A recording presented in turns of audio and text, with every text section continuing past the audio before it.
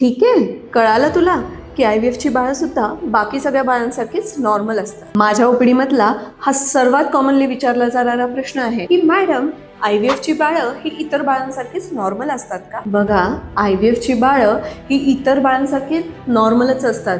म्हणजे जर तुम्ही 100 बाळं घेतली, त्याच्यातलं नॉर्मल बाळ कुठलं आणि IVFचं बाळ कुठलं असं तुम्ही वेगळं डिफरन्शिएट करू शकत नाही. सो IVF ची बाळं किंवा नैसर्गिकरित्या होणारी बाळं ही नॉर्मल असणार किंवा नसणार हे त्यांच्या आई वडिलांच्या अंडी आणि शुक्राणूवरती डिपेंड करतं. IVF या प्रोसेसमध्ये आपण त्या स्त्रीची अंडी त्यांच्या हस्बंडच्या म्हणजे पुरुषाच्या शुक्राणूसोबत लॅबमध्ये फर्टिलाइज करतो, त्यांचे गर्भ तयार करतो आणि ते गर्भ आपण तिच्या गर्भाशयात सोडतो.